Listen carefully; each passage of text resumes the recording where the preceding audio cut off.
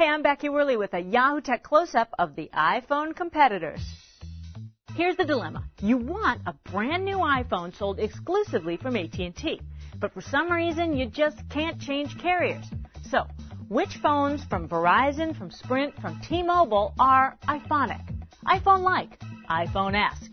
I'll show you the top models. Plus, I have an exclusive look at one phone that may be the best iPhone competitor on the market. Verizon's iPhone-like offering is called the Dare. It's a touchscreen phone that vibrates with feedback every time you tap on an icon. The Dare is slightly smaller than the iPhone, but a little thicker. It weighs about an ounce less. The audio quality of calls was very good, clear and loud. Now, the Dare runs Verizon's fast 3G data network, but it has no Wi-Fi connectivity.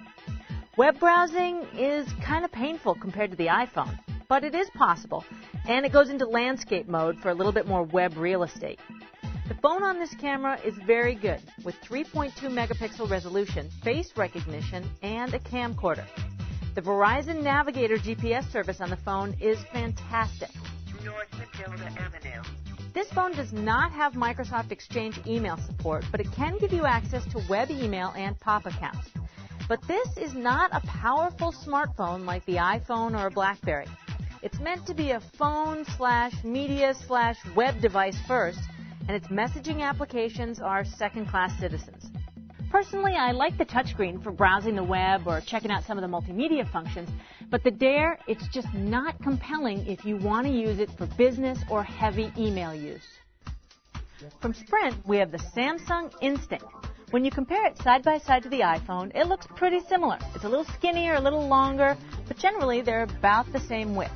Now, overall, this thing is sleek and classy looking. The touchscreen was incredibly responsive and easy to use. Call quality was fine, and I love the Instinct's visual voicemail, very iPhone-esque. This lets you see who left messages, listen to them in any order, and even pause in the middle of a message. Browsing the web is pretty straightforward. Navigation is simple, and I especially like the Instinct's magnification tools. It zooms in and wraps the text, so it's easy to read articles. The Instinct taps into Sprint's GPS, music, and video services on the Sprint 3G data network, but it's unfortunate that it has no Wi-Fi support. Webmail was easy to set up. The Instinct also has support for POP accounts, Outlook web access, but not Microsoft Exchange servers. Sprint's Samsung Instinct is a pretty good iPhone competitor. You can't personalize the applications as much, but you don't really need to, because it does a good job meeting users' needs. If you're a T-Mobile subscriber, well, the iPhone-like options from this carrier are pretty slim. Best bet, stick with the Sidekick LX. It's bigger and bulkier than the iPhone, much thicker, a little wider, and about an inch longer. It doesn't have a touchscreen. You navigate with this little glowing trackball. It uses proprietary applications for email, music, and web that are all functional but not very slick. And the Sidekick LX is clunky as a phone. You have to flip the keyboard up to dial and then flip it back down to talk. But the texting and instant messaging powers of this phone are great.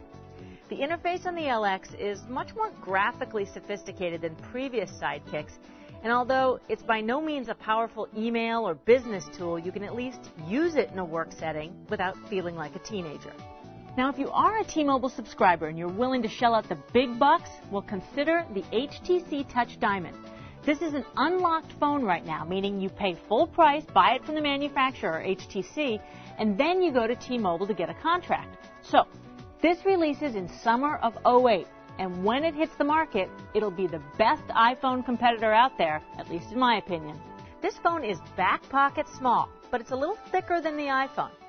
It runs a version of Windows Mobile, but most of the time you navigate through the application using HTC's TouchFlow interface. Web browsing's pretty easy with landscape and portrait options.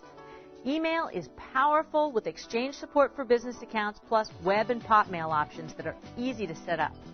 The 3.2 megapixel camera is amazing, and it can record video as well.